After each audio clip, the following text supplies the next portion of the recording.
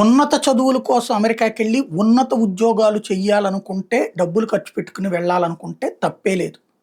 అలా కాకుండా ఉన్నత చదువు అనేటటువంటి పేరుతో అక్కడ ఏ షాపుల్లోనో పనిచేద్దాం, షాపింగ్ మాల్‌లోనో పనిచేద్దాం, పెట్రోల్ బంకుల్లో పనిచేద్దాం, టాయిలెట్లు కడుగుదాం, తద్వారా రూపాయలు సంపాదించుకుందాం అనుకునే వాళ్ళు అమెరికాకి వెళ్ళడం మానేయడం ఉత్తమం. ఎందుకంటే ఇప్పుడున్నటువంటి రూల్స్ ఇవి. భవిష్యత్తులో కూడా అయ్యే ఉంటాయి. ఎందుకంటే స్థానికుడు ఉపాధిని లాగేసుకుంటాను బయట నుంచి వచ్చినోడు వాడికి $16 గంటకొస్తుంటే మనం $10కి పని చేస్తాం కాబట్టి మనకి పనిచ్చేస్తారు. యెస్. కానీ అక్కడోడి ఉపాధి కోల్పోయింది కాబట్టి వాడు తిరగబడ్డాడు. దాని ఫలితమే ట్రంప్ లాంటి వాళ్ళ నిర్ణయం. ఇవాళ మళ్ళీ ఆగినా రేపు మళ్ళీ అదే నడుస్తుంది.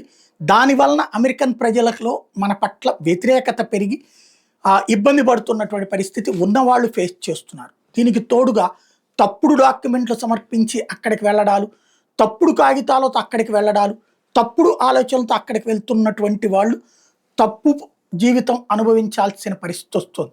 చివరికి వ్యక్తిగత జీవితంలో విలువలను వదిలేసుకుని బ్రతుకుతున్నటువంటి వాళ్ళ కారణంగా టోటల్ భారతీయ సమాజం మీద ఒక వ్యతిరేకత సృష్టించుకునే పరిస్థితి అక్కడ వస్తుంది.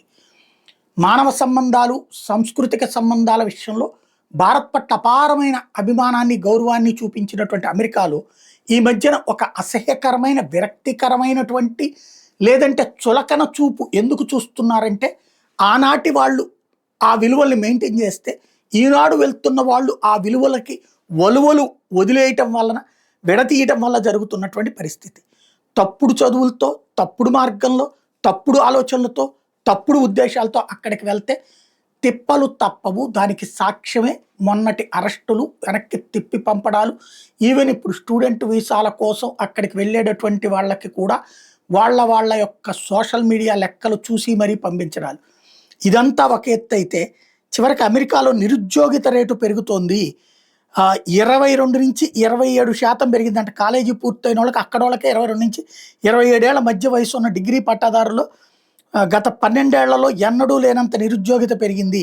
అమెరికాలో మొత్తం నిరుద్యోగిత రేటు 4.2% ఉంటే కాలేజీ గ్రాడ్యుయేట్లో అంతకంటే ఎక్కువగా 5.8% ఉంది. 2012 తర్వాత కోవిడ్ ఉద్యమం కాలాన్ని మినహాయిస్తే ఆ వయసు గ్రాడ్యుయేట్లో నిరుద్యోగిత రేటు ఇదే అత్యధికం.